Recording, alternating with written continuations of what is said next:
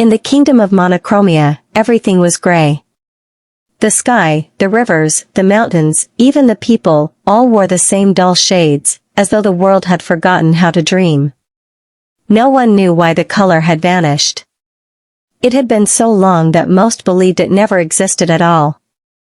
But then, Princess Aurelia was born. She was radiant from the moment she opened her eyes. Her hair glistened like spun gold, her cheeks held the blush of a soft rose, and her eyes, oh, her eyes, shimmered with the blues of oceans and the greens of spring leaves. The nurses gasped. The king and queen wept with awe. Wherever Aurelia crawled as a baby, color bloomed.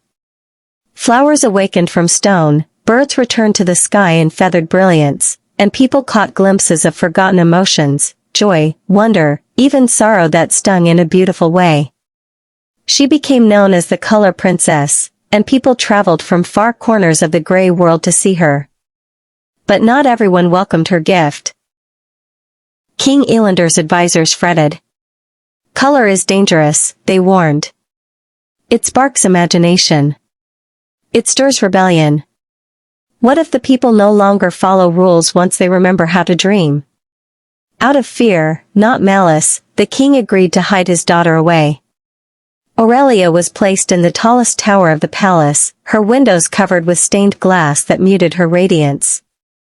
The people, cut off from her light, slowly forgot what color looked like. The fields turned ash-gray once more. The rivers dulled, and the dreams that once danced in children's sleep faded to shadows. Aurelia waited, year after year. She watched the gray world below, painting the walls of her tower with the colors trapped inside her. But no one came. No one remembered. Until Finn. Finn was a boy with paint-stained fingers and wild ideas.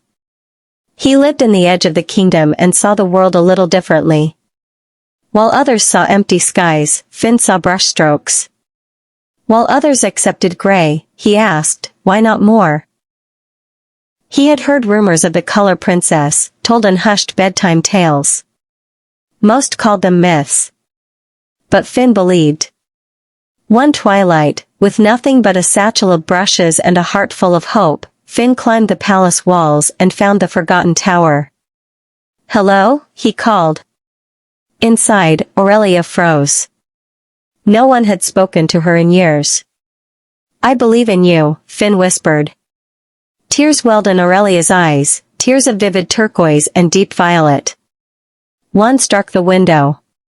With a soft crack, the stained glass fractured, and a beam of golden light shot out into the sky. It touched Finn's paintbrush. For the first time in his life, he saw red. And then blue. And then all the colors he had only dreamed of. With Aurelia's guidance, Finn painted the story of her life onto the palace walls. Her laughter, her sadness, her exile, her hope. People came to see, curious at first. And when they looked, truly looked, they began to remember. Color stirred in their hearts like embers catching flame. Children laughed in shades of yellow. Gardens awakened in bursts of pink and indigo. Music returned to the streets, no longer a march but a melody. King Elander, watching from his throne, felt something shift within himself. A single tear rolled down his cheek, a shimmering silver drop, and he realized he had been wrong. He unlocked the tower door himself. Aurelia stepped out, not as a princess seeking power, but as a girl who had always wanted to share her light. She did not seek a throne. Instead, she walked with Finn, traveling from village to village, awakening color not just in the world, but in people's souls. She taught them that color was not a threat, but a gift. That dreams were not dangerous, but essential. That emotions, even the hard ones, were part of being alive. The kingdom flourished. Color became a language. Art and stories blossomed. And every time the sky lit up in radiant hues at sunset, the people would smile and say, "The princess has passed this way."